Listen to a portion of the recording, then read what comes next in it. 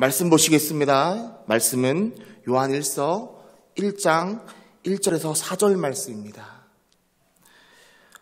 성경 388쪽입니다. 신약 388쪽입니다.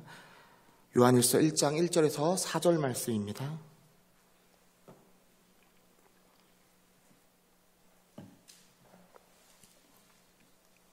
우리 한 절씩 천천히 교독하겠습니다. 태초부터 있는 생명의 말씀에 관하여는 우리가 들은 바요, 눈으로 본 바요, 자세히 보고 우리의 손으로 만진 바라.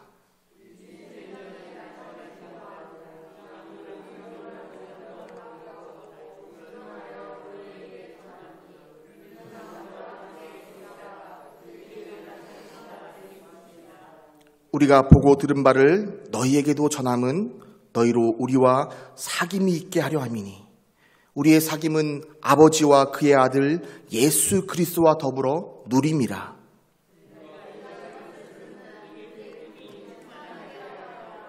아멘. 오늘도 주님을 사모하며 수요 기도회에 나오신 여러분을 축복합니다. 요즘 담임 목사님께서 설교 시간에 자주 하시는 말씀 중에 언어뿐만 아니라 비언어로도 축복하라 라고 이렇게 말씀하십니다. 이 시간에 우리 함께 평소보다 적게 나왔지만 그래도 함께 좌우 앞뒤 성도님들에게 언어뿐만 아니라 비언어로 축복하는 시간 갖길 원합니다. 축복합니다 라고 옆 사람과 좌우 앞뒤로 인사합시다. 성도님이 최고입니다. 장로님이 최고입니다. 권사님이 최고입니다 라고 인사하는 우리가 되길 바랍니다. 우리의 입술의 고백처럼 하나님의 복을 마음껏 누리는 우리 모두가 되기를 소망합니다. 우리는 저마다 교회하면 떠오르는 이미지가 있습니다. 여러분은 어떤 이미지가 떠오르십니까? 아마 긍정적인 이미지도 있을 것이고 또 부정적인 이미지도 있을 것입니다. 저 같은 경우에는 지금도 기억하는 제 기억상의 최초의 교회는 안타깝게도 부정적인 이미지였습니다. 그때가 제가 5살 때인지 정확히 나이는 모르겠습니다. 아무튼 어렸을 때인데 제가 기억하는 것은 저희 어머니가 잠들어 있던 저를 업어서 이렇게 업고 옛날에 퍼대기 이렇게 했지 않습니까? 퍼대기 해서 그다음에 잠바인지 이불인지는 기억이 안 나는데 저를 이렇게 덮고 가셨는데 제가 시끄러워서 고개를 내밀었는데 제 눈에 들어온 것이 교회 사람들이 막 싸우는 장면이었습니다. 잊었으면 좋았을 텐데 지금도 저는 그 모습을 기억하고 있습니다. 그리고 지금도 그 이미지에는 교회가 막 불이 난 것처럼 빨갛게 타오르고 검은 연기로 또 가득 차 있고 검은 연기 맨 위에는 어떤 악한 영처럼 보이는 그 검은 이미지가 웃고 있는 모습이 저에게 자리 잡혀 있습니다. 훗날 제가 저희 부모님에게 이 사건을 여쭤봤습니다. 그랬더니 제가 어릴 적 이 계룡이라는 곳에 오기 전에 살던 곳에서 있었던 일이라고 합니다. 당시에 저희 집도 아버지가 군인이셔서 새로 이사간 곳에 감리교인이었으니까 감리교회를 찾아서 갔습니다. 이제 그 교회에 나간 지 별로 안 된 저희 어머니에게 갑자기 한 분이 전화를 하셨답니다. 교회로 빨리 와보라고, 큰일 났다고. 그래서 누나 2명은 그냥 집에 놔두고 막내인 저를 업어서 아까 그 모습대로 교회에 갔습니다.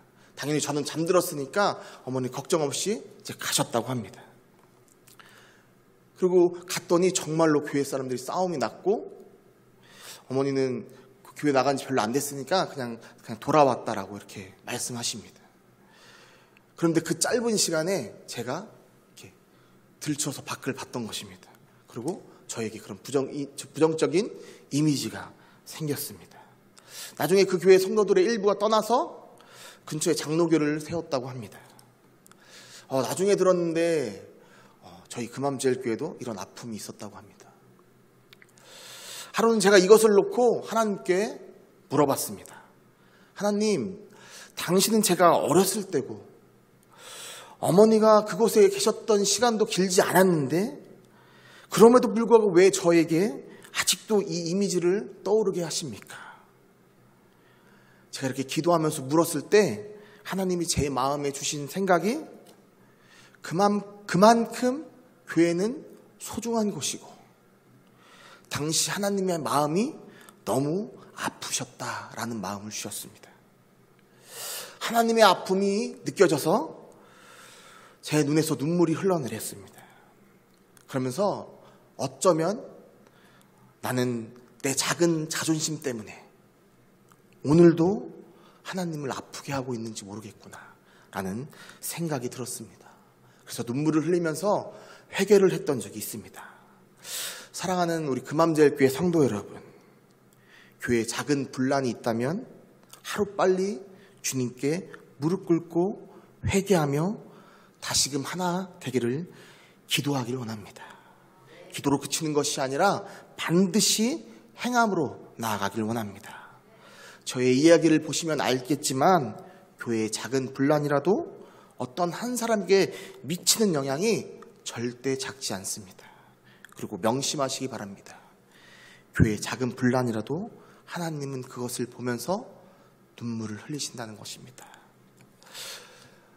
어느 날 담임 목사님께서 저에게 나중에 담임 목사의 자리에 섰을 때 설교 때문에 힘들지 않으려면 부목사 때부터 설교를 해보는 게 좋다라고 말씀하시면서 지금은 한 달에 2번 이제 앞으로 설교를 하자라고 이렇게 말씀해 주셨습니다. 한 번은 오늘처럼 수요 기도회, 한 번은 또 주일 저녁 예배, 이렇게 설교를 준비해서 하자라고 이렇게 말씀해 주셨습니다. 제가 속으로 하나님 감사합니다 라고 외쳤습니다. 왜냐하면 설교를 준비하는 과정에서 저 자신을 돌아볼 수 있습니다. 그리고 무엇보다 그 설교를 준비하는 그 시간에 하나님이 저를 강하게 만나주십니다. 그리고 한 가지 다른 이유가 부교육자로 있다 보니까 담임 목사님 안 계실 때마다 이렇게 자리에 섰으면 한 번은 여기서 한 설교하고 한 번은 여기서 한 설교하고 이러는데 이렇게 꾸준히 할 수 있게 해주시면 어느 한 권을 정해서 이 말씀을 제가 꾸준히 보고 여러분과 함께 나눌 수 있기 때문에, 그래서 사실 올해 초에 목사님이 이 말씀 하시기 전에 하나님께 이렇게 기도했습니다. 하나님, 혹시라도 이런 기회가 온다면 사랑하는 자들아 우리가 서로 사랑하자라는 이 말씀이 있는 요한일서를 가지고 설교할 거예요 라고 기도했습니다. 그래서 오늘 본문을 요한일서로 잡았습니다. 말씀을 나눌 때에 하나님의 충만한 은혜가 여러분과 함께하길 소망합니다. 먼저 요한일서는 이 요한일서의 저자는 전통교회에서는 요한복음, 또 요한2서, 3서, 요한계시록 모두 예수님의 제자였던 사도 요한이 쓴 것으로 봅니다. 그런데 현대 학자들은 좀 다르게 봅니다. 오늘 본문인 요한1서도 저자를 사도 요한으로 특정하기보다는 사도 요한이 속해 있었던 요한 공동체에 의해 쓰여졌다라고 현대학자들은 봅니다. 그래서 오늘 저희가 읽었던 본문에도 보면 나라는 단어보다는 우리라는 개인이 아닌 공동체를 나타내는 단어가 등장합니다. 그런데 저자가 사도 요한이든 아니면 요한 공동체이든 상관없이 오늘 본문이 말하고자 하는 변하지 않는 의미는 그리스도인은 하나님과 사귐을 가져야 된다는 겁니다. 그리고 그 사귐을 통해서 그 받은 은혜를 가지고 공동체 안에서 다른 지체들과 사귐을 가져야 된다는 겁니다. 그리스도인은 반드시 이런 삶을 누려야 합니다. 그래서 오늘 말씀의 제목을 사귐을 통한 누림이라고 잡았습니다. 이 누림의 축복이 여러분에게 가득하기를 주님의 이름으로 축원합니다. 담임 목사님이 새로 오시고 난 뒤 하나님의 기가 막힌 섭리를 깨달은 적이 있습니다. 그런데 저만 느낀 게 아니고 다른 분들도 얘기해 주시더라고요. 저희 교회가 지난 3년 계획이 20년의 말씀이었고 21년엔 기도였고 22년엔 찬송이었습니다. 그리고 올해 새로 오신 남원모 목사님이 부임하셨는데 남원모 목사님이 설교 시간에 찬양을 굉장히 풍성하게 하십니다. 그래서 찬양을 부르면서도 많은 성도님들이 은혜 받는다라고 이렇게 말씀하십니다. 그래서 오늘 우리 함께 복음문성과 예수 안에서 찬양한 곡 하도록 하겠습니다. 예수 안에서 찬양하겠습니다.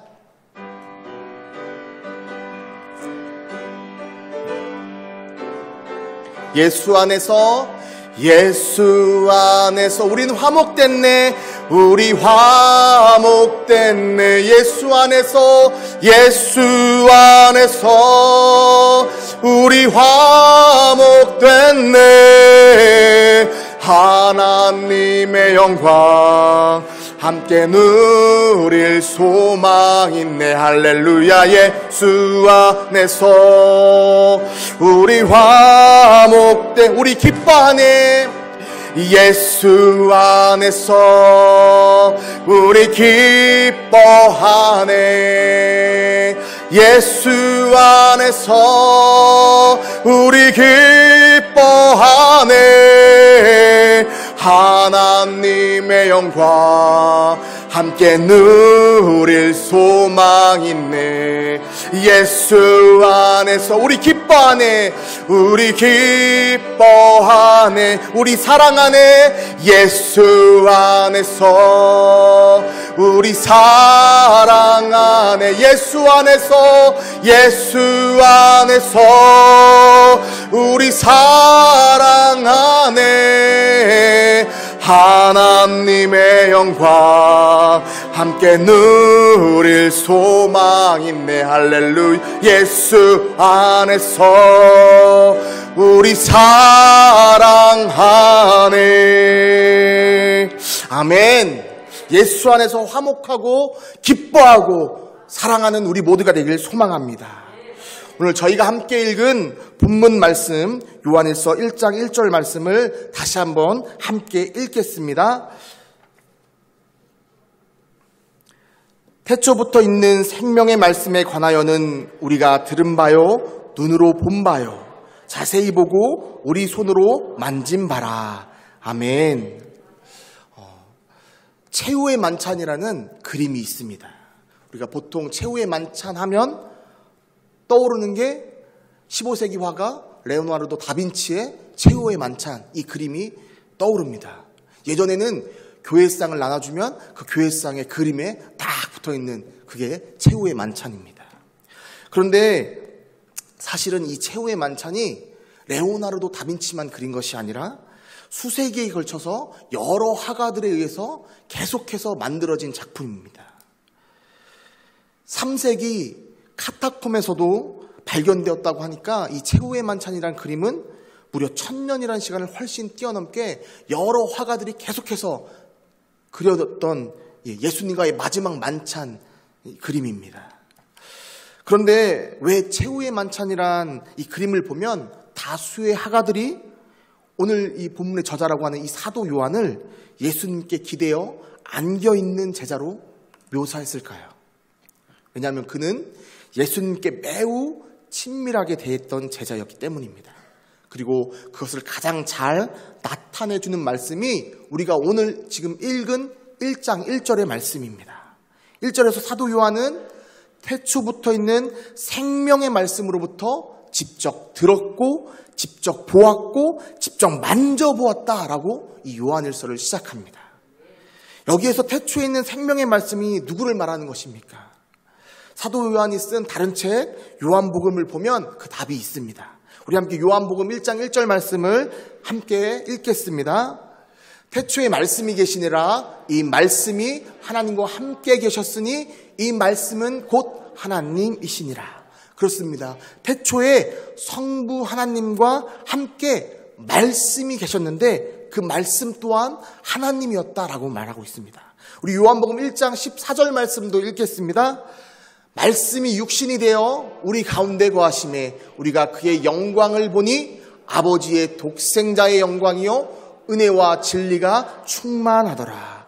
아멘. 이 말씀이 육신이 되어 우리 가운데 오셨다라고 성경은 말합니다. 즉 요한일서에서 말하는 태초부터 있는 이 생명의 말씀은 바로 예수 그리스도를 말하는 것입니다. 그렇다면 우리가 태초부터 있는 이 생명의 말씀을 예수 그리스도로 바꿔서 우리가 읽었던 본문 1절 말씀을 다시 한번 읽어보도록 하겠습니다. 예수 그리스도에 관하여는 우리가 들은 바요, 눈으로 본 바요, 자세히 보고 우리의 손으로 만진 바라. 아멘. 사도 요한이 예수님을 그 말씀을 직접 들었고 직접 보았고 직접 만져보았다라고 이렇게 말하는 것은 나는 예수님과 특별한 관계에 있었어 라고 과시하거나 자랑하는 것이 아닙니다. 그는 이 요한일서를 읽는 모든 그리스도인, 오늘날 우리까지도 자신처럼 주님과 친밀한 사귐을 가질 수 있다는 것을 말하고 싶었던 것입니다. 그래서 그는 요한일서 맨 처음 그린 1장 1절에 내가 그랬던 것처럼 오늘날 당신들도, 오늘날 우리들도, 여러분도 저처럼 주님과 친밀한 관계를 맺고 살 수 있습니다 라고 선포하는 것입니다. 오늘 읽은 말씀 3절을 보면 그 내용이 더 자세히 읽는데 그 3절 말씀을 표준 세번역으로 한번 읽어보도록 하겠습니다. 우리가 보고 들은 바를 여러분에게 선포합니다. 우리는 여러분도 우리와 서로 사귐을 가지기를 바라는 것입니다. 우리의 사귐은 아버지와 또 그의 아들 예수 그리스도와 함께하는 사귐입니다. 아멘.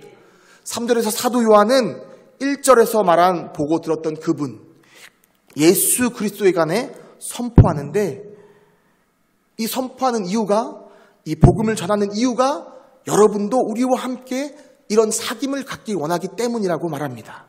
그렇다면 사도 요한이 말하는 우리와 함께 사귀자 하는 이 말의 뜻이 무엇일까요? 그것은 그저 친하게 지내자라는 말이 아닙니다. 그것은 지금 자신이 누리고 있는 이 엄청난 축복, 즉 예수님과의 친밀한 교제를 통해서 누리는 이 기쁨을 여러분도 누리세요라고 말하는 겁니다. 오늘 우리는 우리 스스로를 되돌아봐야 합니다. 나는 지금 이 사도 요한처럼 또는 이 요한 공동체처럼 예수님과 친밀한 사귐을 가지고 있는가 되돌아봐야 합니다. 사랑하는 성도 여러분, 예수 믿는 사람은 어떤 사람입니까? 주일에 교회 와서 예배 드리는 사람입니까? 세상 사람들은 그렇게 생각할 수 있습니다. 하지만 성경은 그렇게 말하지 않습니다. 성경에서 예수 믿는 사람은 예수님과 반드시 사귐이 있는 사람이라고, 친밀한 관계를 누리고 있는 사람이라고 말합니다. 아무리 성경을 잘 알고 성경을 아무리 많이 읽는다 할지라도 지식으로 믿는 신앙은 아무 힘이 없습니다. 우리 마태복음 5장 43절 말씀과 44절 말씀 한번 함께 읽겠습니다. 또 내 이웃을 사랑하고 내 원수를 미워하라 하였다는 것을 너희가 들었으나 나는 너희에게 이르노니 너희 원수를 사랑하며 너희를 박해하는 자를 위하여 기도하라. 아멘. 43절 말씀은 이렇습니다. 내 이웃을 사랑하고 내 원수를 미워하라는 것을 너희가 들었으나. 여러분, 당시 이스라엘의 시대상을 보면 이 레위기 19장 18절에 나오는 이 율법의 말씀, 내 이웃을 사랑하라 라는 이 하나님의 말씀과 당시 시대가 로마의 통치 아래 있었기 때문에 사회적 분위기가 보편적으로 어땠냐면 자신을 통치하는 이 로마를 공공의 적으로 여기고 그를 증오하는 마음도 정당하다라고 여겼습니다. 그래서 원수를 미워해라 라고 이렇게 예수님이 너희가 이렇게 말하는 걸 내가 들었어 라고 말씀하시는 겁니다. 그런데 이 예수님께서 이 이스라엘 사람들에게 너희는 너희 그 생각, 원수를 미워하라는 이 생각을 끊어내고 이제 하나님의 말씀을 순수하게 믿으라는 가르침으로 44절 말씀을 제시하신 것입니다. 즉 내 이웃을 뛰어넘어서 원수를 사랑하고 심지어 자신과 자신의 가족과 동포를 박해하는 그들을 위해서도 기도하라라고 말씀하시는 것입니다. 이것이 바로 진실된 하나님의 가르침입니다. 우리는 어떻습니까? 자신과 생각이 다른 사람을, 때로는 자신을 무시하고 상처 주었던 자를 사랑하고 기도하고 있습니까? 아니면 당시 이스라엘 사람들처럼 하나님의 말씀과 내 생각을 혼용해서 믿고 있지는 않습니까? 성경은 하나님 말씀을 그대로 믿는 사람을 예수 그리스도를 믿는 사람이라고 말합니다. 제가 이런 말을 전할 때 가장 많이 듣는 말이 있습니다. 사람이 어떻게 그래요? 저는 목사님처럼 그렇게 하기 힘들어요. 그럼 저 이렇게 대답합니다. 저도 못해요. 그래서 매일 우리는 우리의 약함을 하나님 앞에 아뢰고 하나님 앞에 회개하고 하나님 앞에 무릎 꿇어야 합니다. 나는 못하니까 하나님 도와주세요 라고 기도해야 합니다 라고 대답합니다. 한 번은 교사 성경 공부 시간에 씨 뿌리는 비유에 대해서 이야기를 나눴습니다. 개인적으로 저는 그 말씀을 좋아합니다. 왜냐하면 비유로 끝나는 것이 아니라 예수님이 친절하게 그 비유 풀이까지 해준 말씀이기 때문입니다. 거기에 보면 4가지 밭이 나옵니다. 길가, 돌밭, 가시밭, 그리고 좋은 밭. 이 4가지가 나옵니다. 선생님 중에 한 분이 이렇게 말씀하십니다.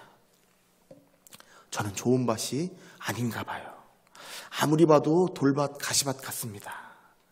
그때 저는 이렇게 대답합니다. 저도 그래요. 그런데 참 다행인 것은 우리의 마음밭을 가꾸시는 분은 내가 아니라 하나님이십니다. 그래서 우리는 우리의 모습 그대로 하나님 앞에 나아가야 합니다. 우리의 약함을 때론 재진 상태의 그 모습으로 주님께 나아가서 항복하고 회개해야 합니다. 그러면 어느 순간 우리의 주인 되신 하나님이 그분이 쓰시기 좋은 밭으로 우리를 가꾸어 가실 것입니다 라고 대답합니다. 그렇게 매일매일 순간순간마다 하나님을 의식하며 살아갈 때 우리의 삶이 어느덧 주님과 친밀한 삶을, 주님과 사랑의 사귐을 나누는 삶을 살아가게 될 줄 믿습니다. 2년 전부터 첫째 필리비가, 제 아들 첫째 이제 5살인데요.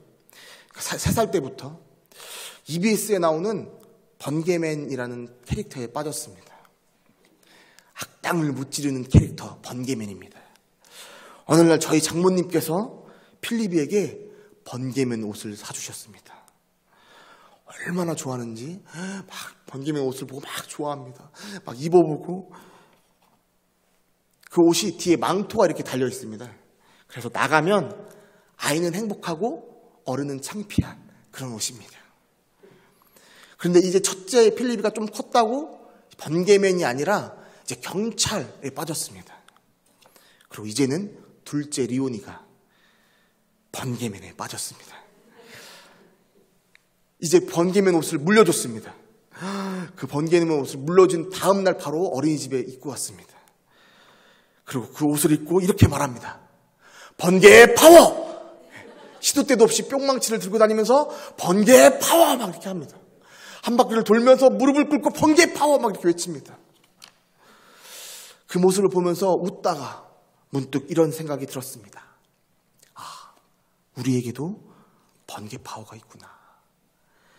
우리 힘으로 안 될 때 우리 주님께 부르짖어야 하는구나. 주님과의 친밀한 삶을 살아가는 게 바로 이런 거구나.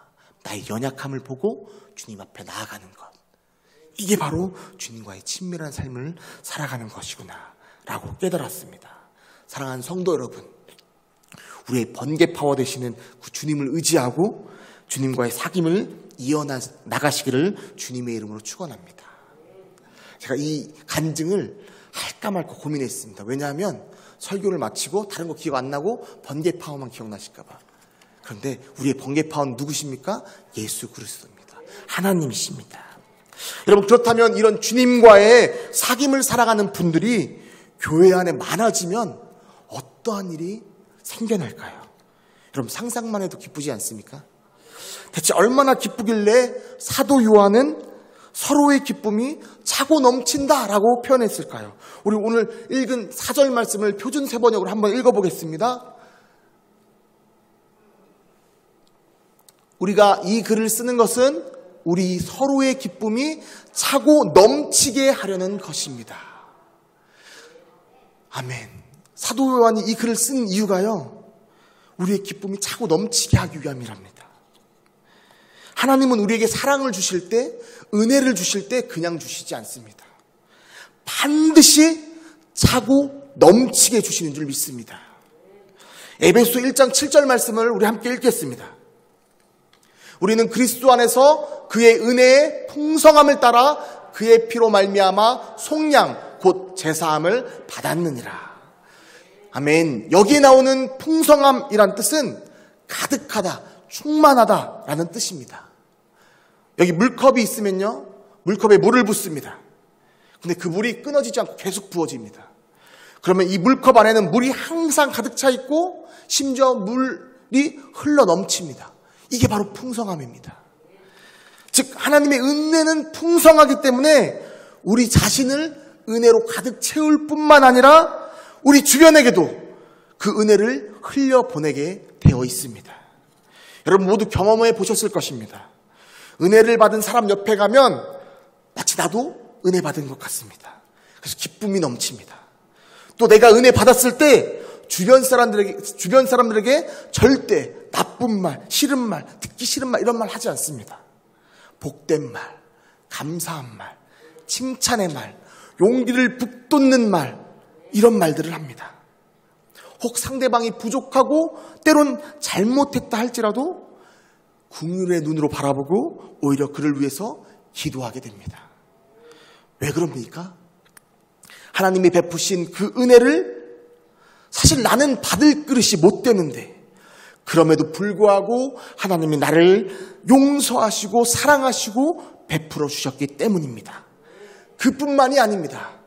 그 은혜가 너무 감사해서 나도 모르게 미워하던 자를 사랑하게 되고 업신여기던 사람에게 잘못을 구하게 되고 상대방의 잘못이 보이는 것이 아니라 나의 잘못이 자꾸 내 눈에 보여서 그 사람에게 용서를 구하게 되는, 그리고 하나님께는 회개를 구하게 되는 일이 펼쳐집니다.